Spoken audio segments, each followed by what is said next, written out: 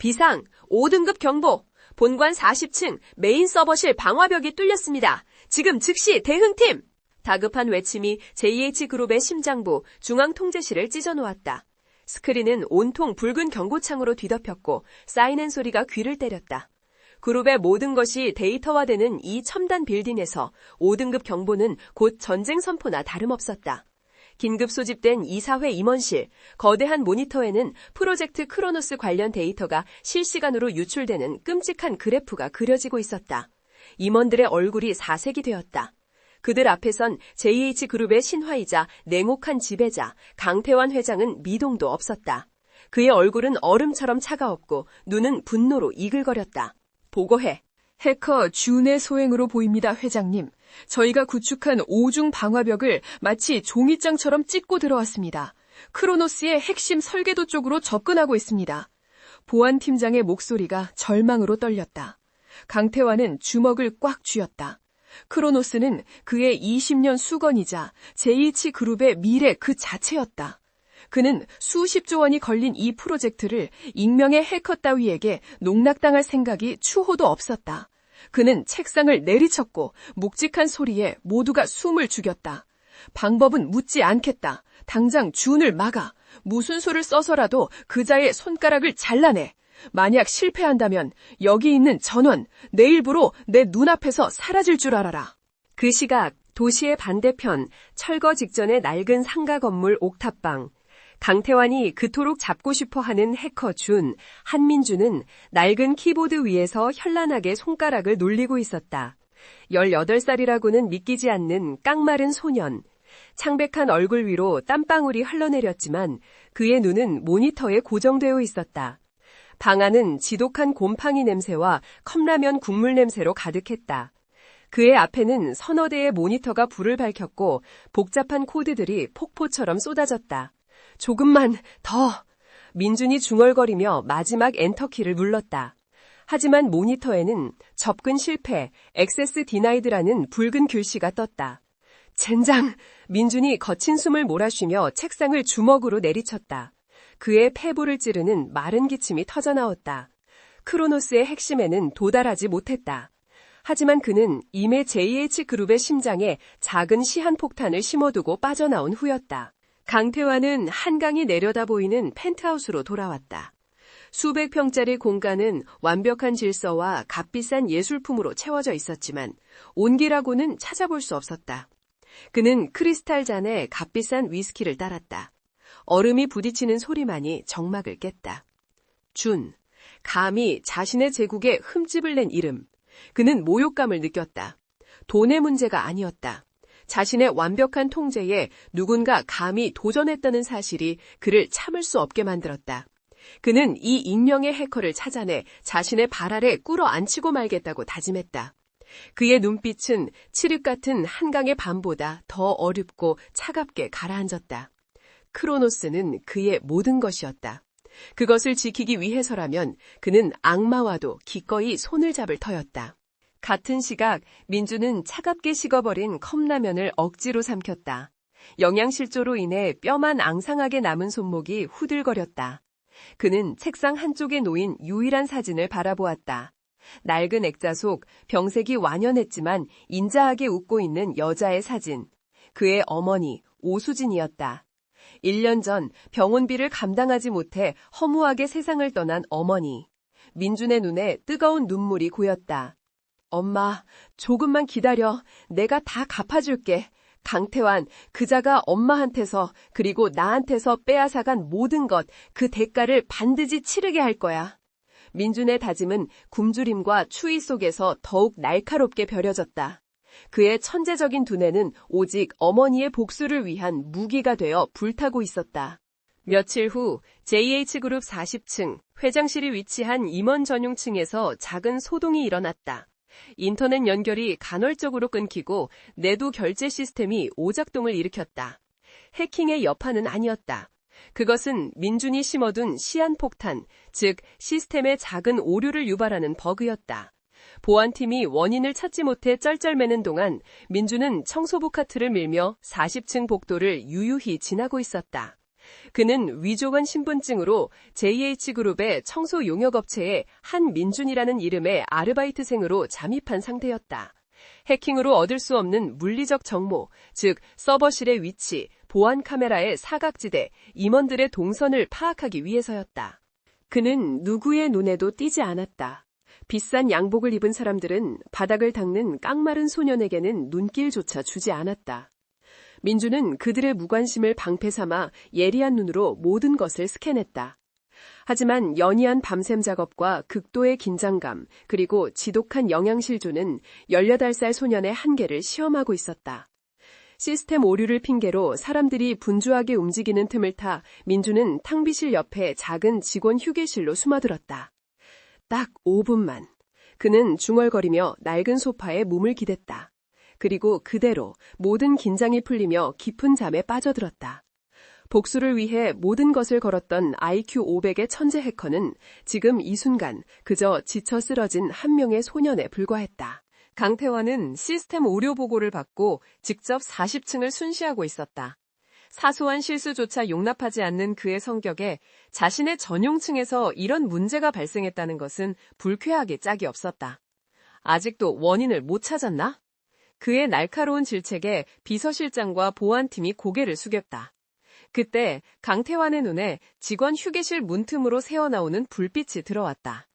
이 바쁜 와중에 감히 휴식을 취하는 자가 누군지 확인하기 위해 그는 거칠게 문을 열어젖혔다. 지금이 어느 때라고? 그의 질책은 문가에서 멈췄다. 그곳에는 값비싼 양복이 아닌 낡고 헐렁한 청소부 유니폼을 입은 소년이 소파에 불편하게 쓰러져 자고 있었다. 강태환의 미간이 좁혀졌다. 분노가 치밀었다.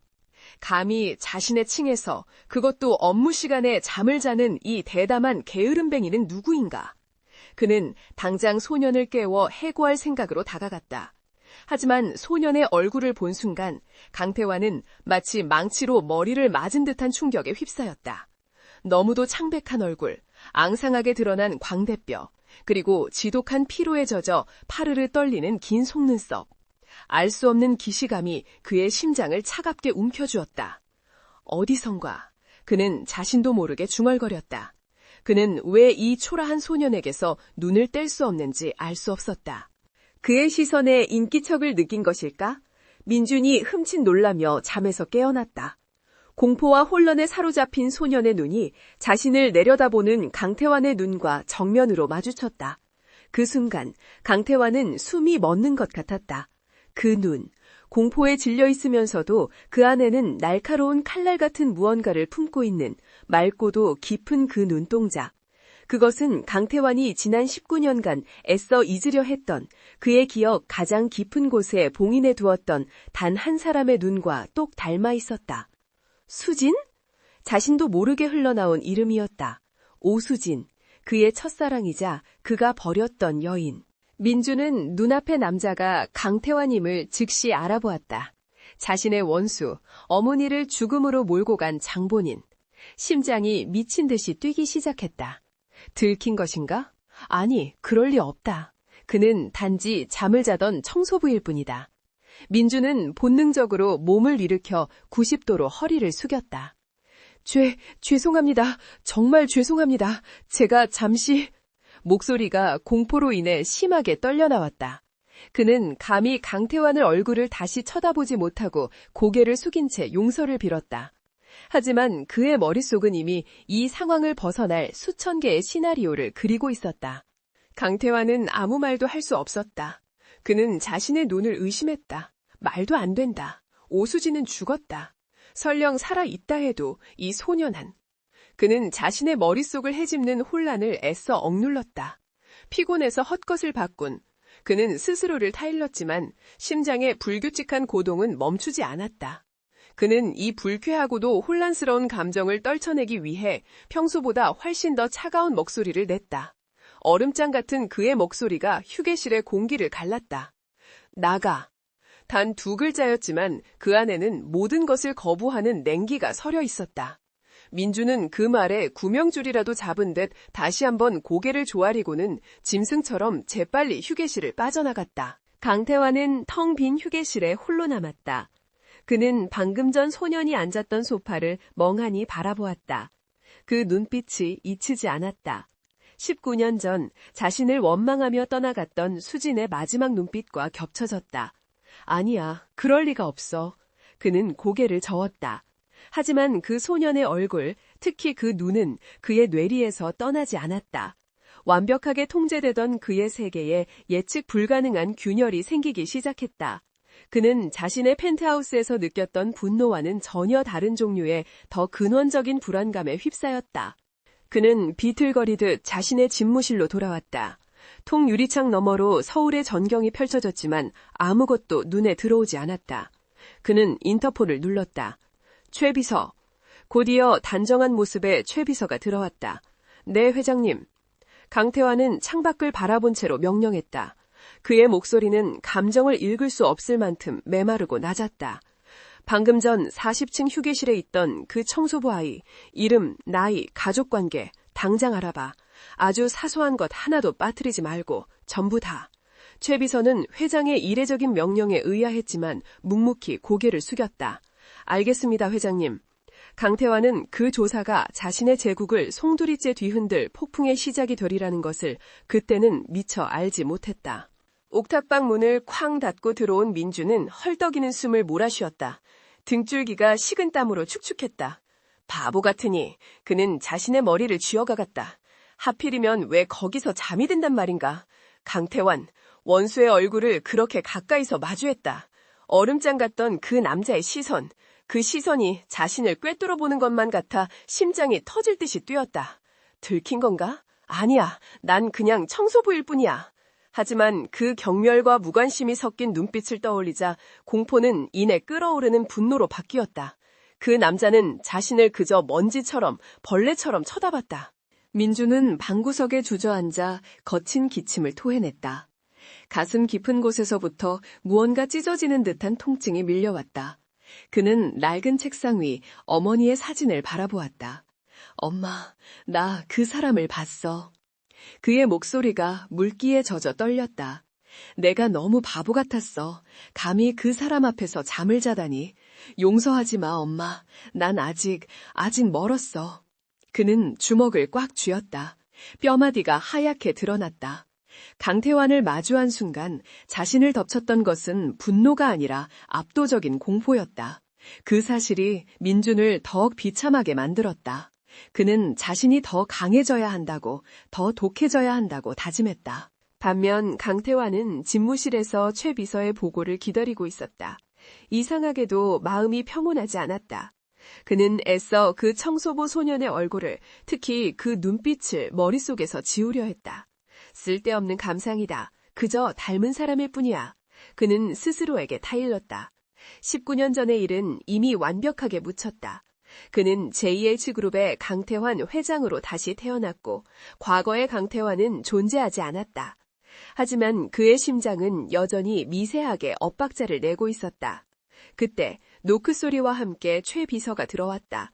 그의 손에는 얇은 서류 봉투가 들려 있었다. 회장님, 지시하신 사항입니다. 최 비서는 감정을 드러내지 않는 완벽한 포커페이스로 서류를 내밀었다. 강태환은 무심하게 그것을 받아들었다. 한민준 18세, 무교동 옥탑방 거주, 명문대 K수석 입학 자격이 있었으나 포기. 그의 눈썹이 살짝 꿈틀했다. 가난 때문인가? 그는 페이지를 넘겼다. 그리고 다음 순간 서류에 적힌 글자들이 그의 눈을 파고들었다. 모, 오수진, 사망, 1년 전, 사유, 만성 신부전증. 강태환은 손에서 서류가 미끄러져 바닥으로 떨어졌다. 시간이 멈춘 듯 방 안의 모든 소리가 사라졌다. 회장님, 안색이 안 좋으십니다. 최 비서가 놀라 물었지만 강태환에게는 들리지 않았다. 오수진, 사망, 만성 신부전증. 그 이름. 그가 19년간 단 한순간도 잊지 못했지만 감히 입 밖으로 내지 못했던 그 이름. 그가 사랑했던, 그리고 그가 버렸던 여인. 그녀가 죽었다고? 1년 전에? 이렇게 가까운 서울 하늘 아래서 병에 걸려 죽어갔다고? 그의 이성이 사실을 받아들이기를 거부했다. 아닐 거야. 그는 떨리는 손으로 바닥에 떨어진 서류를 집어들었다. 그는 최 비서에게 손짓했다. 나가봐. 지금 당장. 그의 목소리는 얼음장처럼 차가웠지만 미세하게 떨리고 있었다. 최 비서는 무언가 심상치 않은 일이 벌어졌음을 직감했지만 묵묵히 고개를 숙이고 집무실을 나섰다. 문이 닫히는 소리가 둔탁하게 울렸다. 강태환은 비틀거리며 자신의 책상 뒤 거대한 벽으로 위장된 개인 금고로 다가갔다. 복잡한 비밀번호와 홍채 인식을 거쳐 육중한 문이 열렸다. 그 안에는 각종 기밀 문서와 현금이 아닌 낡은 나무 상자 하나가 덩그러니 놓여 있었다. 그는 떨리는 손으로 상자를 열었다. 상자 안에는 빛바랜 사진 한 장과 차가운 금속 조각 하나가 들어 있었다. 사진 속에는 19년 전의 자신과 세상에서 가장 행복한 미소를 짓고 있는 오수진이 있었다. 그리고 금속 조각, 그것은 태양의 절반을 정교하게 조각한 펜던트였다. 그는 그것을 손에 쥐었다. 금속의 차가운 감촉이 그의 손바닥을 파고들었다. 이것은 그와 수진이 나눠 가졌던 유일한 증표였다. 그녀는 달의 절반을, 그는 태양의 절반을, 언젠가 하나가 될 날을 꿈꾸며. 강태환은 사진 속 수진의 얼굴과 조금 전 휴게실에서 보았던 소년의 얼굴을 겹쳐보았다. 한민준, 그 소년의 눈, 수진의 눈과 똑 닮아 있었다. 그리고 서류에 적힌 이름, 오수진. 설마. 그의 입술이 파르르 떨렸다. 18세, 한민준의 나이. 그가 수진과 헤어진 것이 19년 전. 모든 조각들이 끔찍한 하나의 그림으로 맞춰지기 시작했다. 그의 심장이 거세게 요동섰다. 아니야, 그럴 리가 없어. 그 아이는 유산되었다고 했어. 그의 머릿속에 19년 전 그날의 기억이 폭풍처럼 몰아쳤다. JH그룹의 모태가 되었던 작은 IT 회사를 막 키우려던 시절. 그는 야망에 불타고 있었고 그의 곁에는 수진이 있었다. 하지만 그의 어머니, 당시 그룹의 실세였던 장 여사, 장유 씨가 그들의 사이를 알게 되었다. 장 여사는 아들의 앞글에 걸림돌이 되는 가난한 고아 오수진을 용납할 수 없었다. 그날 장 여사는 차가운 목소리로 그에게 통보했다. 그 계집 정리했다. 강태환은 당시를 생생하게 기억했다. 그는 어머니에게 미친 듯이 달려갔다. 수진 씨 어디 있습니까? 무슨 짓을 하신 겁니까? 그는 처음으로 어머니에게 반항했다. 하지만 장 여사는 눈 하나 깜짝하지 않았다. 그녀는 차갑게 웃으며 서류 한 장을 던졌다. 정신 차려라, 강태환. 그깟 계집 하나 때문에 네 미래를 망칠 셈이냐. 똑똑한 아이더구나. 이 돈을 받고 네 아이는 깨끗하게 지웠다. 그리고 다시는 네 눈앞에 나타나지 않기로 약속하고 미국으로 떠났어. 그것은 거액의 수표 사본과 아이를 포기한다는 내용이 담긴 합의서였다. 비록 수진의 필체는 아니었지만 나중에 조작되었음을 알게 된다. 당시 야망과 성공의 눈이 멀기 시작했던 강태환은 그 거짓말을 믿어버렸다. 아니, 어쩌면 믿고 싶었는지도 모른다. 수진이 자신을 배신하고 돈을 택했다는 사실이 그가 그녀를 버리고 성공을 택하는데 훌륭한 명분이 되어주었기 때문이다. 그는 그렇게 스스로를 속이고 지난 19년간 일에만 미쳐 JH그룹을 제국으로 키워냈다. 하지만 지금 눈앞에 이 서류는 그 모든 것이 거짓이었음을 증명하고 있었다. 미국으로 떠나? 아니었어. 가지 않았어. 수지는 미국으로 가지 않았다. 아이를 지우지도 않았다. 그녀는 이곳 서울 하늘 아래서 그의 아이를 낳았다. 그리고 그 아이가 한민준. 만성 신부전증. 그는 서류에 적힌 병명을 되뇌었다. 수지는 지병을 앓고 있었다. 그는 알고 있었다. 하지만 그 병은 꾸준히 관리만 받으면 생명에 지장이 없는 병이었다. 그러나 서류는 그녀가 사망했다고 말하고 있었다. 그 말은즉 돈이 없어서. 강태환의 입에서 신음 같은 목소리가 터져나왔다. 가난, 그가 그토록 경멸하고 벗어나려 했던 그것이 그가 사랑했던 여자를 죽음으로 내몰았다. 병원비가 없어서 제대로 된 치료를 받지 못해서 그가 수백억짜리 펜트하우스에서 값비싼 와인을 마시는 동안 그의 여자와 그의 아이는 곰팡이 내는 옥탑방에서 굶주림과 병마에 시달리고 있었다. 그는 거대한 조각상처럼 무너져 내렸다. 그의 머릿속은 지옥 같은 혼란에 휩싸였다. 한민준, 자신의 아들이 어머니의 복수를 위해 JUH 그룹의 청소부로 잠입했다. 아니, 그보다 더한 가능성이 그의 머리를 스쳤다. 지난 며칠간 자신의 제국을 뒤흔들었던 천재 해커. 명문대 K 수석 입학 포기. 서류의 그 구절이 다시 떠올랐다. 평범한 소년이 아니다. 그렇다면 설마 그 해커가 민준이?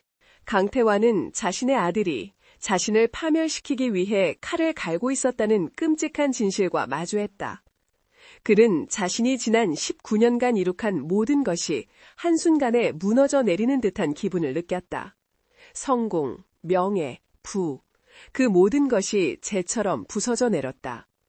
그는 자신이 얼마나 끔찍한 죄를 저질렀는지, 그리고 그 죄의 대가가 얼마나 무거운 것인지를 이제야 깨닫기 시작했다.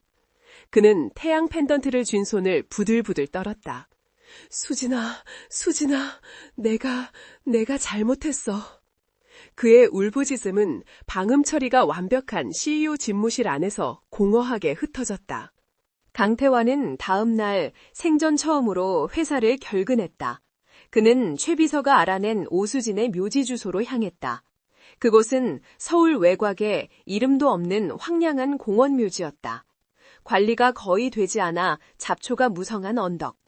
강태환은 최고급 검은색 정장 차림으로 그곳에 섰고 그 모습은 주변의 황폐함과 기괴한 대조를 이루었다. 그는 수많은 무덤 사이를 헤치고 마침내 작은 비석 앞에 섰다. 오수진의 묘. 사신조차 없었다. 그는 19년간 그녀가 자신을 배신하고 돈을 받고 떠났다고 믿었다. 그 분노가 그를 성공으로 이끈 원동력이었다. 하지만 진실은 그녀가 이 차가운 땅에 이렇게 초라하게 묻혀 있다는 것이었다. 그는 무덤 앞에 천천히 무릎을 꿇었다. 수십조 원의 제국을 거느린 황제가 이름 없는 무덤 앞에서 무너져 내렸다. 수진아, 나야, 태환이야. 그의 목소리가 갈라져 나왔다. 왜 이렇게 여기에 있었어? 왜 나한테 오지 않았어? 왜? 그는 묻고 또 물었지만 대답은 돌아오지 않았다. 그는 자신의 어머니가 그리고 성공에 대한 자신의 맹목적인 욕망이 그녀를 이곳으로 몰아넣었음을 깨달았다. 그는 그녀에게 제국을 약속했지만 정작 그녀가 필요했던 것은 따뜻한 병실과 약값이었으리라. 죄책감이 그의 숨통을 조였다. 그는 무덤을 떠나지 못했다. 하지만 그는 확인해야 할 것이 더 남아 있었다. 자신의 아들. 그는 최 비서에게 한민준의 옥탑방 주소를 다시 확인했다. 그리고 그는 민준이 청소부 아르바이트를 하러 JH 그룹 빌딩으로 향하는 그 시간을 노려 무교동의 낡은 상가 건물로 향했다. 그가 펜트하우스에서 내려다보던 도시의 가장 어둡고 낮은 곳이었다. 계단을 오를 때마다 코를 찌르는 곰팡내와 지린내가 그의 값비싼 구두를 더럽혔다. 그는 태어나서 단 한 번도 이런 곳에 발을 들인 적이 없었다. 옥탑방의 문은 낡은 자물쇠 하나로 위태롭게 잠겨 있었다. 그는 망설임 없이 최 비서가 준비한 맞는 키로 문을 열었다. 그리고 문이 열리는 순간 강태환은 숨을 멈췄다. 방 안에는 한낮임에도 불구하고 햇빛이 거의 들지 않았다. 18살 남자의 방이라고는 믿을 수 없을 만큼 좁고 처참했다. 한쪽 구석에는 컵라면 봉지들이 산처럼 쌓여 있었고 이불이라고 부를 수도 없는 낡은 담요가 바닥에 깔려 있었다. 그리고 방의 대부분을 차지하고 있는 어울리지 않는 고사양 컴퓨터 장비들. 그 앞에는 낡은 책상이 있었다. 강태환의 시선은 책상 한쪽에 고정되었다. 그곳에는 오수진의 흑백 사진이 놓여 있었다.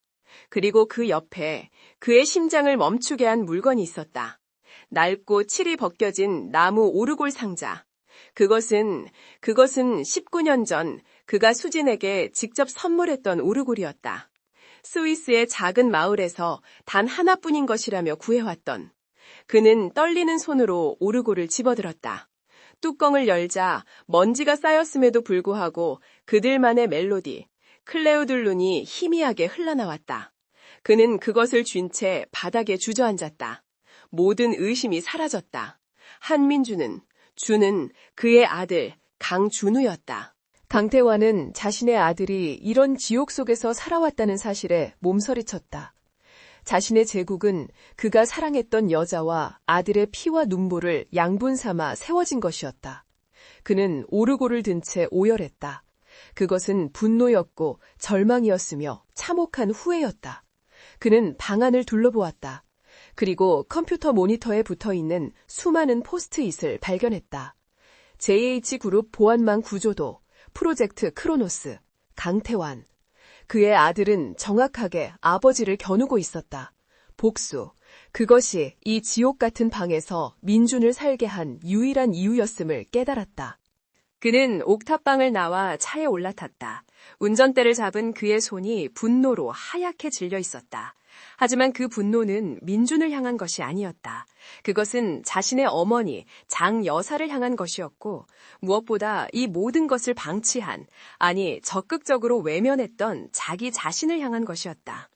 최 비서, 지금 당장 해커 준에 대한 모든 추적을 중단해 모든 팀을 해산시켜. 그는 차가운 목소리로 명령했다. 최 비서는 수화기 너머에서 당황했다. 회장님, 하지만 크로노스의 피해가... 강태환이 말을 잘랐다. 당장 중단해. 내 말이 안 들리나? 그는 회사로 복귀했다. 그의 얼굴은 평소보다 더 차가웠지만 그 속은 용암처럼 들끓고 있었다. 그는 자신의 아들을 범죄자로 만들 수 없었다. 동시에 이대로 아들을 방치할 수도 없었다. 그는 민준을 만나야 했다. 하지만 어떻게? 내가 네 아버지다라고 말할 수 있을까? 18년간 지옥 속에 버려두고 이제 와서 아버지라고 나설 자격이 그에게는 없었다. 게다가 민준은 그를 원수로 알고 있었다. 그는 다른 방법을 찾아야 했다. 아들에게 다가갈, 최소한 아들을 이 지옥에서 꺼내줄 방법. 그는 최 비서를 다시 불렀다.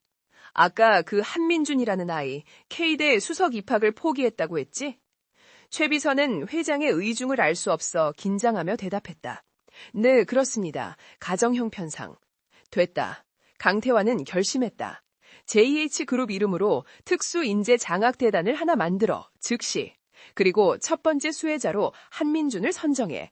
전액 장학금은 물론이고 우리 회사 보안팀 특별 인턴으로 채용하는 조건으로. 이것이 그가 생각해낸 최선의 접근 방식이었다. 아들의 자존심인 재능을 인정해주고 그것을 빌미로 아들을 자신의 울타리 안으로 데려오는 것. 최 비서는 눈이 휘둥그레졌다. 며칠 전만 해도 준의 손가락을 자르겠다던 회장이 갑자기 한낮 청소부 아르바이트생에게 이런 파격적인 제안을 하라는 것이 믿기지 않았다. 하지만 그는 프로였다. 알겠습니다. 지금 바로 서류를 준비해서 제가 직접 전달하겠습니다. 강태환은 고개를 저었다. 아니, 자네가 가. 최고급 승용차를 타고 JH그룹의 공식적인 제안서 형태로 가져가. 최대한 정중하게. 그는 정중하게라는 단어에 힘을 주었다. 그것은 아들에 대한 최소한의 속죄이자 예의였다. 그날 저녁, 민주는 지친 몸을 이끌고 옥탑방으로 돌아왔다. 오늘은 청소 중 또다시 강태환과 마주칠까봐 하루 종일 긴장한 탓에 피로가 극심했다. 그는 어제 심어둔 시한폭탄이 잘 작동했는지 확인하기 위해 컴퓨터를 켰다. 그때였다. 옥탑방의 낡은 문을 누군가 두드렸다. 이 시간에 자신을 찾아올 사람은 없었다. 누구세요? 경계심에 가득 찬 민준의 물음에 문 밖에서 낯선 중년 남자의 목소리가 들려왔다. 한민준 군 되십니까? JH그룹 비서실에서 나왔습니다. 민준의 심장이 쿵 내려앉았다. JH그룹? 비서실? 올 것이 왔다고 생각했다. 그들이 자신이 준이라는 것을 알아챘고 잡으러 온 것이다. 민준은 손에 잡히는 드라이버를 쥐고 문을 살짝 열었다. 문틈으로 보이는 것은 자신과는 전혀 다른 세계의 사람처럼 보이는 완벽하게 차려입은 최 비서였다. 최 비서는 좁고 더러운 복도에 서서도 흐트러짐 없는 자세로 말했다. 잠시 이야기 좀 나눌 수 있겠습니까? 한민준 군. 민준은 그를 방 안으로 들였다. 최 비서는 방 안을 둘러보고도 표정 하나 변하지 않았지만 그의 눈빛은 미세하게 흔들리고 있었다. 회장의 아들이 이런 곳에서. 그는 애써 감정을 추스르고 본론을 꺼냈다. 한민준 군의 재능을 저희 JH그룹에서 높이 평가하고 있습니다. 그는 고급스러운 봉투를 내밀었다. K대 복학을 위한 전액 장학금 및 생활비 지원, 그리고 JH그룹 본사 보안팀 특별 인턴 채용 제안서입니다. 강태환 회장님의 특별 지시입니다. 민주는 봉투를 받아들였다. 강태환. 그 이름이 나오자마자 민준의 온몸에 소름이 돋았다. 이것은 함정이다. 의심할 여지가 없었다. 그들이 자신이 준이라는 것을 알았다. 그래서 자신을 회사 안으로 끌어들여 감시하고 이용 가치가 다하면 제거하려는 속셈이다. 휴게실에서의 그 만남, 그것이 시작이었다. 강태환은 자신을 시험한 것이고 이제 덫을 놓은 것이다. 민준의 입가에 차가운 비웃음이 걸렸다. 재능이요? 민준은 봉투를 천천히 열어보는 척했다. 그리고 다음 순간 그는 그 봉투를, 그 안의 서류들을 갈기갈기 찢어버렸다. 종이 조각들이 곰팡내 나는 방바닥으로 눈처럼 흩날렸다. 최 비서의 얼굴이 당황으로 굳어졌다. 한민준군, 이게 무슨... 민준은 찢어진 종이 조각들을 최 비서의 얼굴에 던졌다. 그의 눈은 18살 소년의 것이라고는 믿을 수 없을 만큼의 증오와 경멸로 불타고 있었다. 필요 없어, 그딴 쓰레기. 말 전에 민준은 최 비서의 넥타이를 거칠게 움켜주었다. 깡마른 소년의 소나귀 힘이라고는 믿을 수 없을 만큼 강했다. 니놈들의 주인 강태환한테 똑똑히 전하라고. 나는 그자가 베푸는 동량 따위는 받지 않아. 나는 차라리 여기서 굶어 죽을지언정 내 어머니를 죽인 살인자의 돈은 단 한 푼도 받지 않겠다고. 그 절규는 옥탑방을 가득 메우고도 남아 차가운 밤하늘로 퍼져나갔다. 최 비서는 그 기백에 눌려 아무 말도 하지 못했다. 민주는 최 비서를 문 밖으로 거칠게 밀어내고 문을 잠가버렸다. 그리고는 문에 기댄 채 그대로 주저앉았다. 심장이 미친 듯이 뛰었고 다시 한번 끔찍한 기침이 터져나왔다. 최 비서를 쫓아낸 민주는 옥탑방 문에 기댄 채 한동안 움직이지 못했다. 방금 전 자신이 내뱉은 말들이 귓가에 메아리 쳤다. 어머니를 죽인 살인자. 그 말을 내뱉는 순간 온몸에 피가 역류하는 듯한 희열과 동시에 지독한 허무감이 밀려왔다. 분노는 그를 지탱해주는 유일한 연료였지만 그 연료가 타오를수록 그의 생명력도 함께 소진되고 있었다. 그는 비틀거리며 컴퓨터 앞으로 걸어갔다. 차가운 제안서, 장학금, 인턴, 그 모든 것이 위선으로 가득 찬 덫으로 보였다. 강태환은 자신을 돈으로 길들이려 하고 있었다. 19년 전 어머니에게 그랬던 것처럼. 그의 손가락이 다시 키보드 위를 달리기 시작했다. 복수는 아직 끝나지 않았다. 아니, 이제 시작이었다. 며칠 전 심어둔 시한폭탄은 그저 경고에 불과했다. JH그룹이 가장 아파할 곳, 그들이 가장 숨기고 싶어하는 추악한 비밀을 터뜨려야 했다. 그는 어머니가 돌아가시기 전 마지막으로 입원했던 병원의 의료 기록을 떠올렸다. 당시 어머니의 상태가 급격히 나빠졌던 것이 병원의 신형 투석기 소프트웨어 업데이트와 시기적으로 맞물렸다. 민주는 그것이 단순한 우연이 아님을 직감했다. 그는 남은 모든 힘을 끌어모아 JH그룹의 가장 깊숙한 곳, 그들의 자회사인 JH메디컬 서버를 향해 파고들었다. 눈앞이 흐려지고 손가락 끝에 감각이 무뎌졌다. 잦아들었던 기침이 다시 폭포처럼 터져나왔다. 하지만 그는 멈출 수 없었다. 찾았다.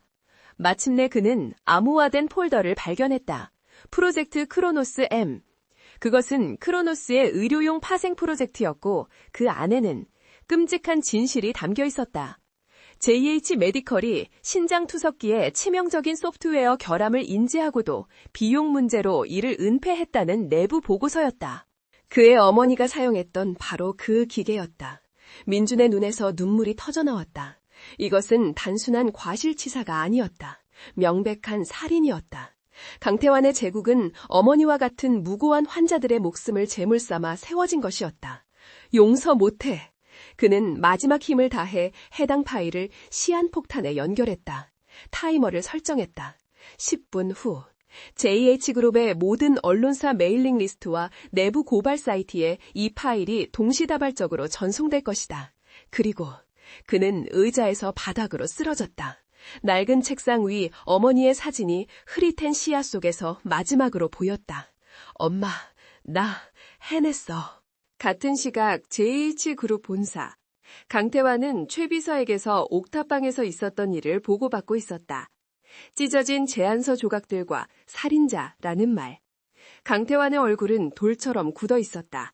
정말 그렇게 말했던 말인가? 어머니를 죽인 살인자라고? 그는 자신이 수진을 죽였다는 아들의 원망을 정면으로 맞았다.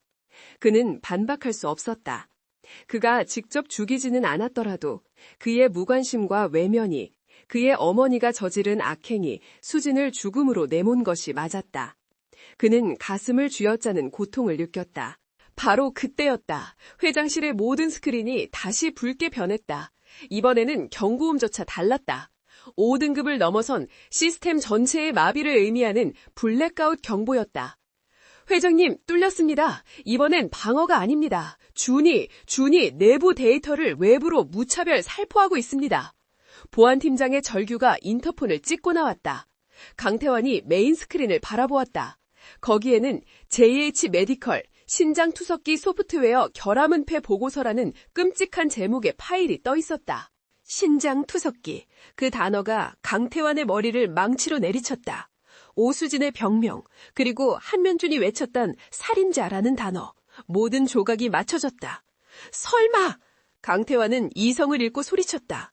최 비서, 당장 그 아이가 있는 곳으로 가! 아니, 내가 가겠다. 차 대기시켜. 지금 당장! 그는 자신의 아들이 무슨 짓을 했는지, 그리고 그 대가로 어떤 위험에 처해 있는지를 직감했다. 아들은 자신의 목숨을 태워 그가 감춘 죄악을 세상에 폭로한 것이었다.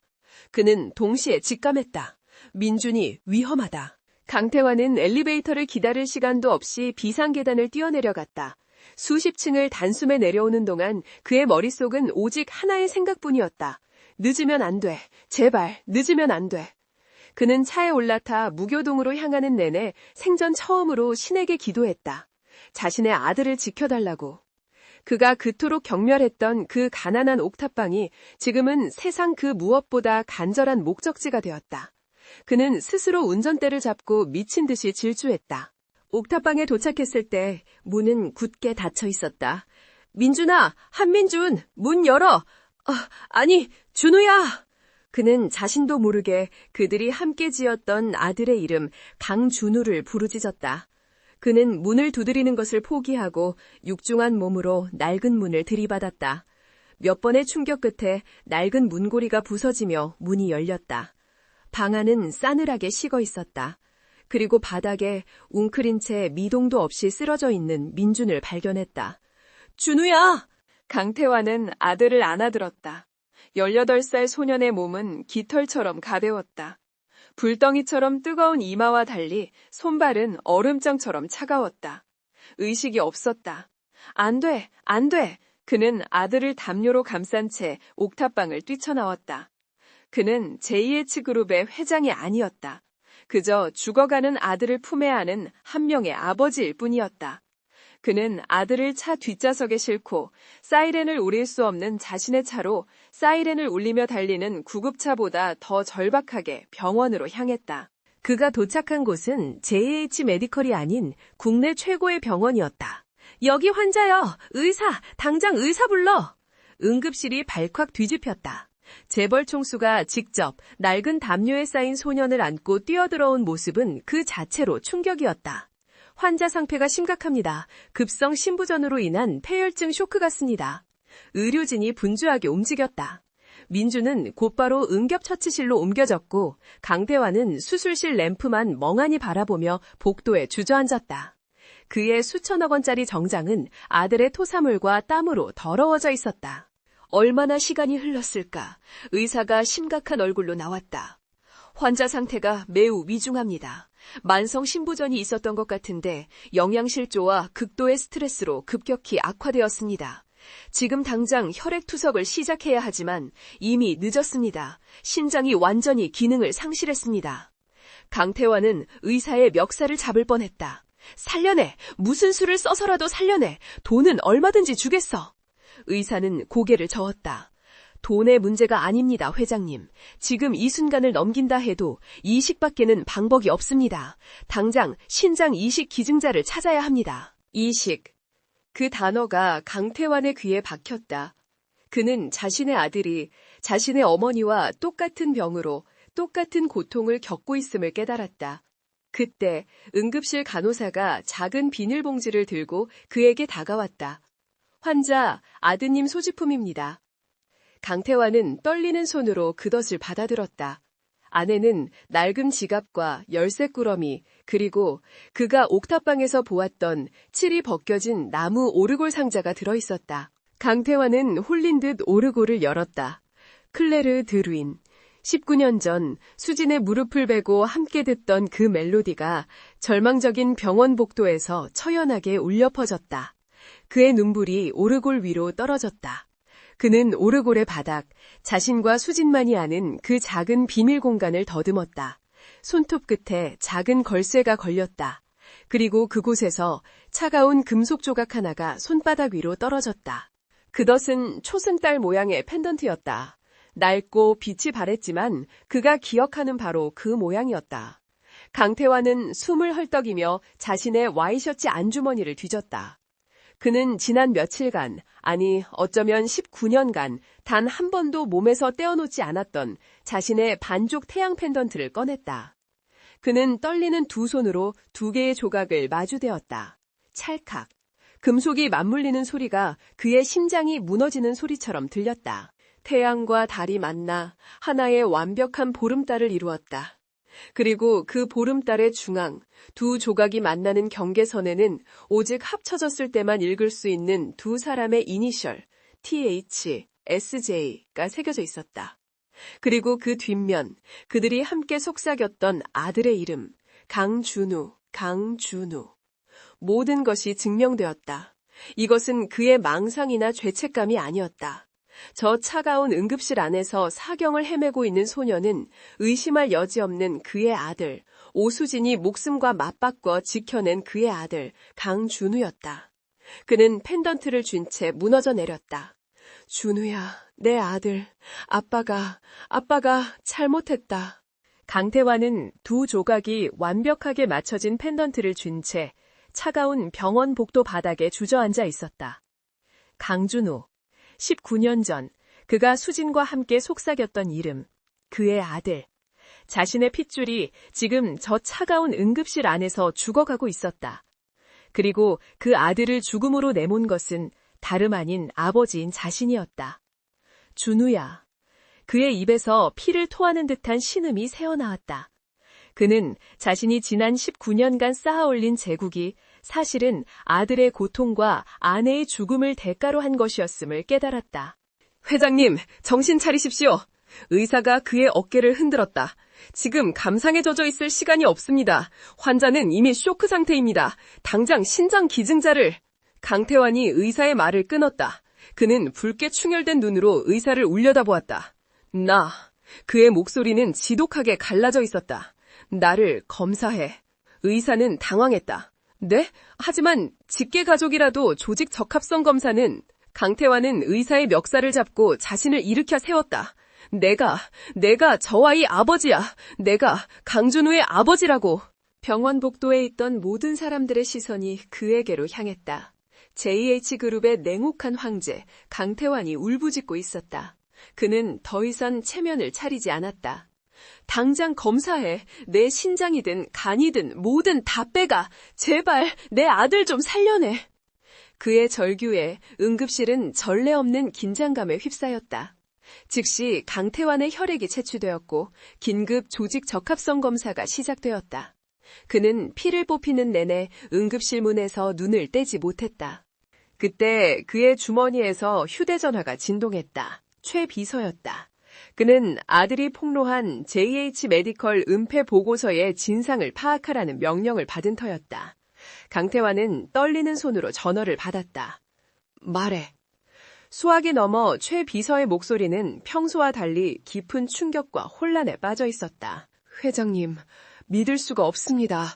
그 보고서, 오수진 씨가, 아니 한민준 군의 어머님이 돌아가시기 1년 전 저희 JH 메디컬 측에 해당 투석기 소프트웨어의 치명적 오류에 대해 수차례 경고 메일을 보냈던 기록을 확인했습니다. 강태환의 숨이 멎었다.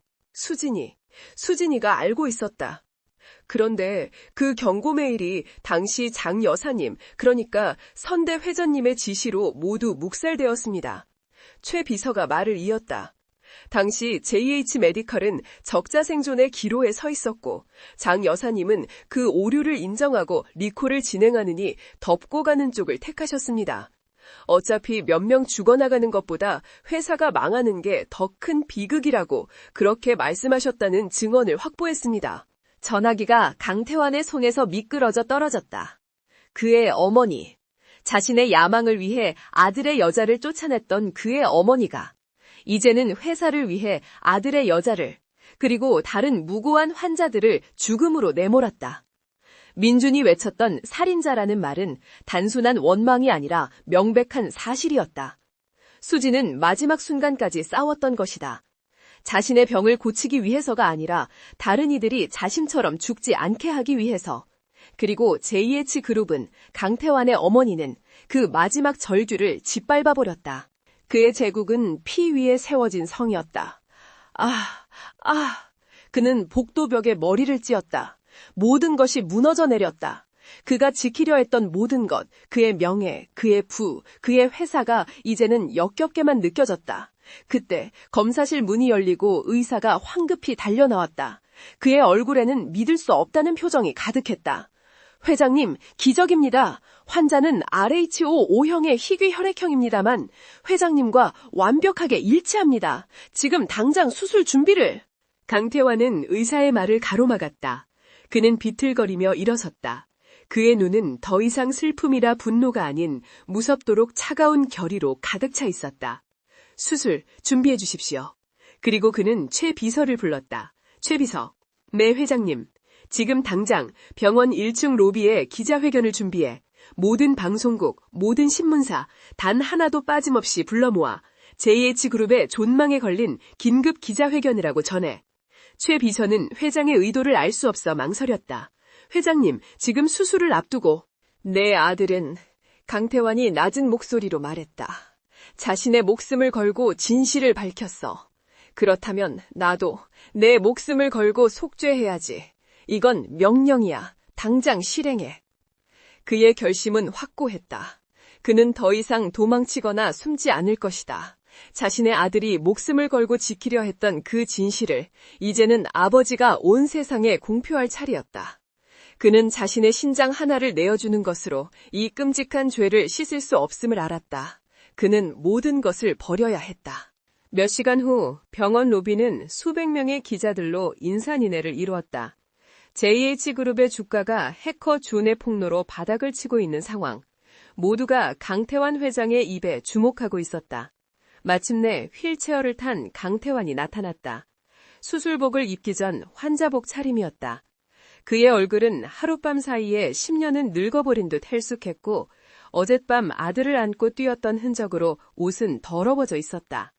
그가 단상에 서자 플래시가 폭죽처럼 터졌다. 그는 준비된 원고 없이 마이크를 잡았다. 오늘 저는 JH그룹의 회장으로서가 아니라 한 명의 죄인으로서 이 자리에 섰습니다. 로비가 술렁였다. 어제 준이라는 이름의 해커가 폭로한 JH 메디컬의 투석기 결함 은폐 사건은 그는 숨을 깊게 들이마셨다. 모두 사실입니다. 기자들 사이에서 거대한 탄식이 터져나왔다. 그들은 자신들의 귀를 의심했다. 강태환이 스스로 모든 것을 인정했다. 더 나아가 그의 목소리가 떨리기 시작했다. 그 은폐를 지시한 사람은 바로 저의 어머니이신 장 여사, 선대 회장이셨습니다. 그리고 저는 지난 19년간 그 진실을 외면하고 그 피 묻은 돈으로 지금의 제국을 건설했습니다. 저는 공범입니다. 그는 고개를 숙였다. 플래시가 미친 듯이 터졌다. JH그룹의 신화가 무너지는 순간이었다. 따라서 저는 이 시간부로 JH그룹 회장직을 포함한 모든 지위에서 사퇴합니다. 저의 모든 재산은 피해자들을 위한 보상기금으로 사회에 환원하겠습니다. 로비는 충격으로 마비되었다. 하지만 강태환의 진짜 고백은 아직 끝나지 않았다. 그리고 마지막으로 제가 이 자리에 선 진짜 이유를 말씀드려야겠습니다. 그는 수많은 카메라를 정면으로 응시했다. 그의 눈에서 눈물이 흘러내렸다. 여러분이 준이라고 부르는 그 천재 해커, 자신의 목숨을 걸고 이 모든 진실을 밝힌 그 아이는 테러리스트가 아닙니다. 그는 잠시 말을 멈췄다. 그 아이의 이름은 강준우입니다. 그리고 저는 그 아이의 아버지입니다. 모든 것이 얼어붙었다. 기자들은 타이핑조차 잊었다. 19년 전, 저는 제 야망을 위해 제 아이와 그 아이의 어머니를 버렸습니다. 그 아이의 어머니 오수진 씨는 바로 저희가 은폐했던 그 의료사고의 희생자였습니다. 제 아들은 자신의 어머니를 죽인 원수가 바로 저임을 알고 18년간 지옥 속에서 복수를 계획해왔습니다. 그는 울음을 터뜨렸다. 어제 제 아들은 저의 죄악을 폭로하고 쓰러졌습니다. 지금 이 병원 응급실에서 사경을 헤매고 있습니다. 그는 더 이상 서 있지 못하고 무릎을 꿇었다. 대한민국 최고의 재벌 총수가 수백 대의 카메라 앞에서 무릎을 꿇고 오열했다. 저는 이제 제 아들에게 신장을 이식하기 위해 수술실로 들어갑니다. 이것은 위대한 희생이 아닙니다. 이것은 아들의 목숨을 담보로 한 한심하고 뒤늦은 아버지의 속죄입니다.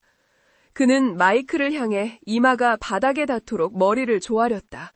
제발, 제발 제 아들을 용서해 주십시오. 모든 죄는 저에게 있습니다. 제 아들은 그저 아버지를 벌하고 싶었을 뿐입니다. 강태환은 최 비서의 부축을 받고 일어섰다. 그는 더 이상 기자들을 보지 않았다. 그는 곧장 수술실로 향하는 엘리베이터로 향했다.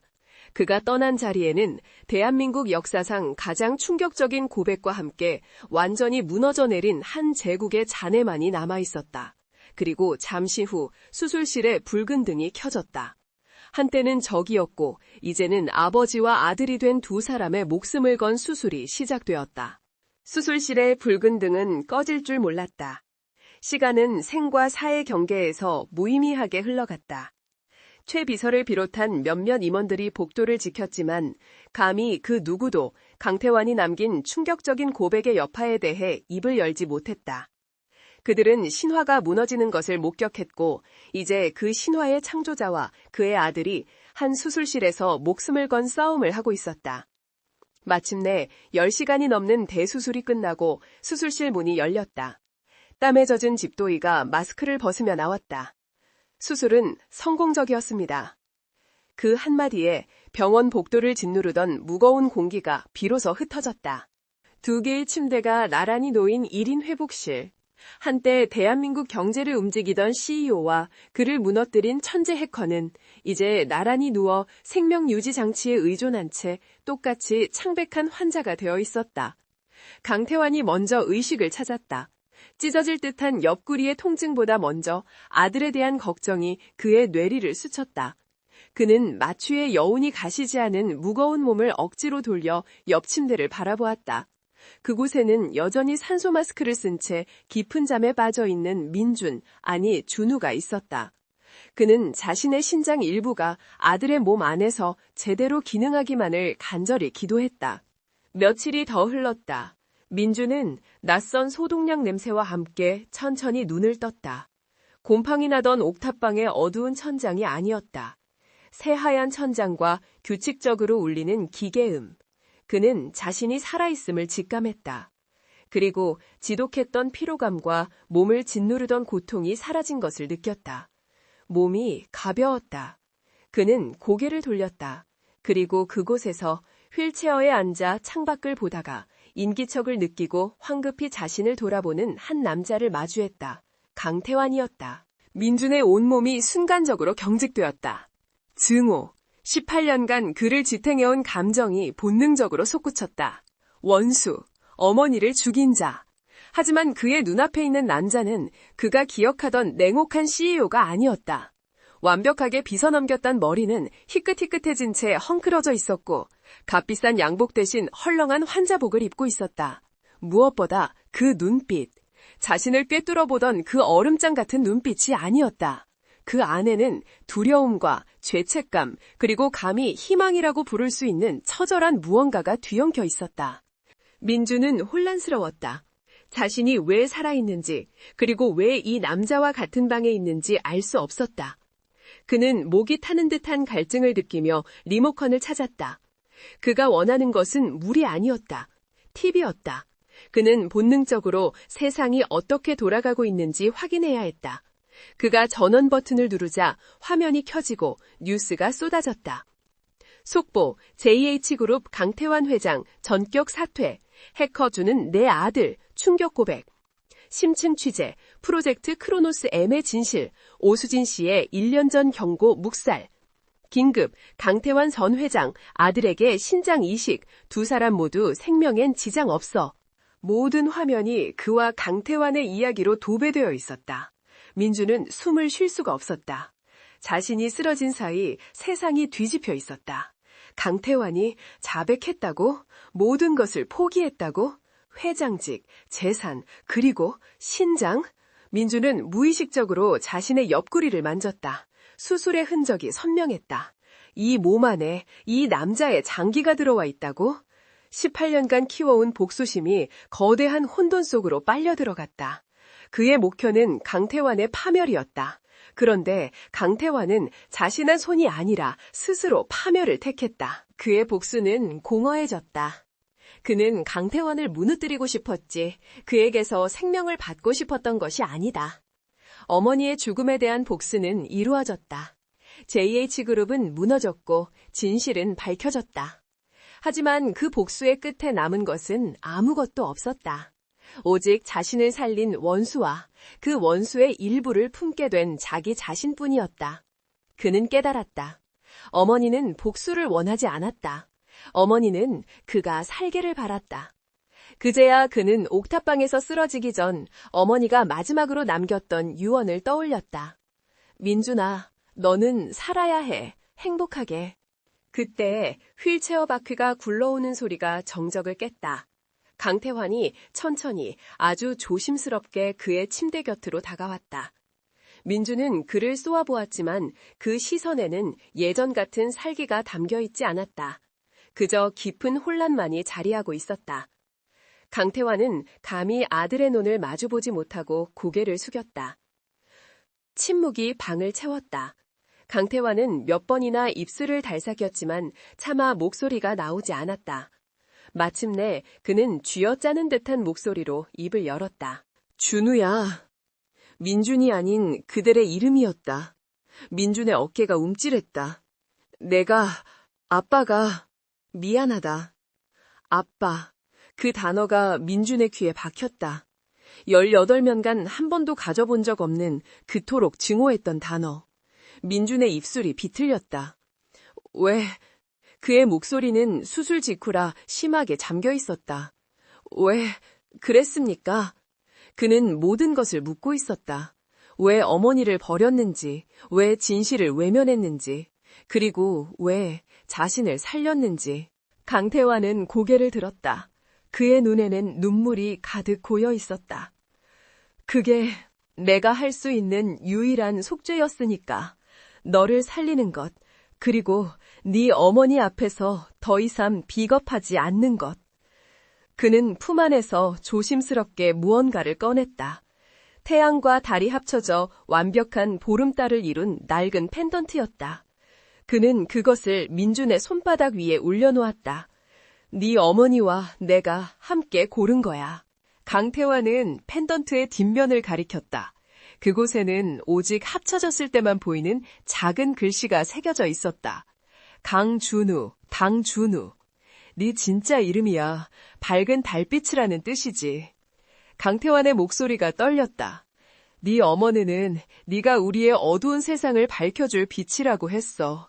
그 이름, 네 어머니는 마지막 순간까지 너를 준우라고 불렀을 거야. 그 순간 민준의 매면을 지탱하던 마지막 벽이 무너져 내렸다. 강준우. 그는 한민준이라는 이름으로 준이라는 익명으로 살아왔지만 그는 태어날 때부터 이름이 있었다. 사랑받았던 아이였다. 복수심에 가려져 있던 어머니의 진짜 사랑이 그 이름을 통해 민준의 심장을 파고들었다. 어머니는 그에게 복수가 아닌 밝은 빛이 되기를 바랐던 것이다. 18년간 억눌러왔던 감정들이 한꺼번에 폭발했다. 어머니가 돌아가신 날에도 흘리지 않았던 눈물이 지금에서야 터져나왔다. 그것은 증오의 눈물이 아니었다. 슬픔, 후회, 그리고 아주 작은 안도감. 그는 자신이 왜 그토록 지독하게 버텨왔는지 몰랐다. 그는 복수를 위해서가 아니라 단지 살고 싶었던 것이다. 어머니가 바랐던 것처럼. 그는 어린아이처럼 소리내어 울기 시작했다. 18년의 세월이 그 울음소리에 담겨 병실을 가득 메웠다. 강태환은 그저 아들의 우는 모습을 지켜보며 함께 눈물을 흘렸다. 감히 아들을 안아줄 수도 등을 토닥여줄 수도 없었다. 그에게는 아직 그럴 자격이 없었다. 한참을 울던 민준이, 아니 준우가 울음을 그쳤다. 방 안에는 두 사람의 거친 숨소리와 기계음만이 남았다. 강태환은 휠체어에 앉은 채 조심스럽게 자신의 손을 내밀었다. 한때 제국을 호령했던 그 크고 거친 손. 하지만 지금은 속죄를 구하며 떨고 있는 한 아버지의 손이었다. 준우는 그 손을 바라보았다. 자신을 지옥에 빠뜨린 손이자 자신을 지옥에서 구원해낸 손. 그는 천천히, 아주 천천히 자신의 손을 들었다. 복수의 코드를 타이핑하던 그 깡마른 손. 그는 강태환의 손을 잡았다. 아버지라고 부르지는 않았다. 용서한다고 말하지도 않았다. 그 모든 것을 용서하기엔 18년의 세월은 너무나도 깊고 어두웠다. 하지만 그 맞잡은 손의 온기가 그 어떤 말보다 더 많은 것을 의미했다. 증오의 코드는 삭제되었고 그 자리에 치유라는 이름의 새로운 코드가 입력되기 시작했다. 얼어붙었던 두 사람의 시간에 비로소 아주 작은 균열이 생기고 따뜻한 빛이 스며들기 시작했다. 시간이 흘러 모든 것이 제자리를 찾는다는 말은 때론 잔인한 거짓말이 되기도 하지만 또 때로는 간절한 진실이 되기도 한다. 강태환과 강준우에게는 후자였다. 모든 것이 무너져 내린 그 병실에서의 1년 후 그들은 더 이상 서울의 펜트하우스에도 무교동의 옥탑방에도 살지 않았다.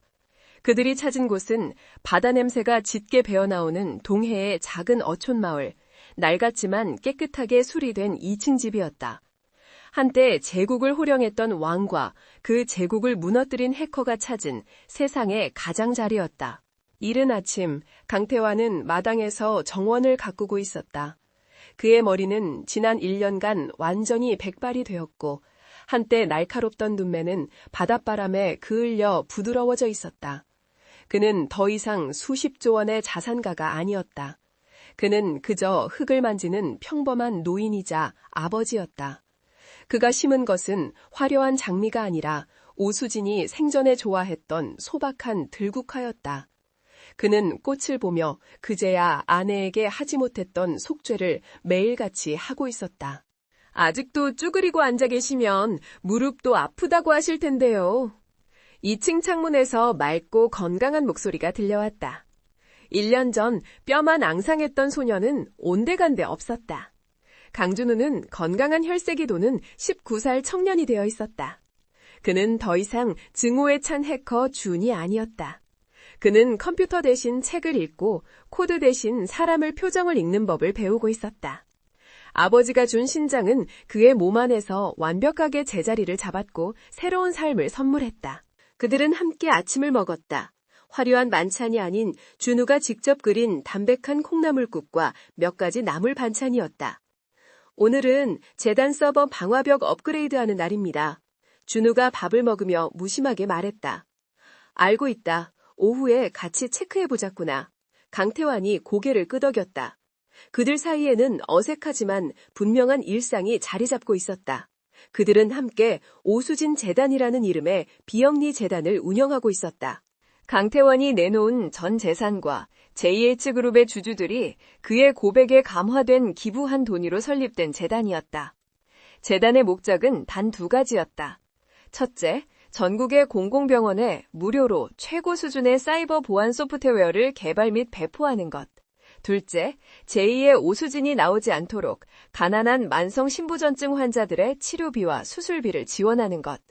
강태환은 자신의 경영 능력을, 준우는 자신의 천재적인 해킹 능력을 이제는 파괴가 아닌 치유를 위해 사용하고 있었다. 오후가 되자 두 사람은 거실에 마주 앉았다. 거실 한가운데에는 체스판이 놓여 있었다. 오늘은 체크메이트입니다. 준호가 자신만만하게 나이트를 움직였다.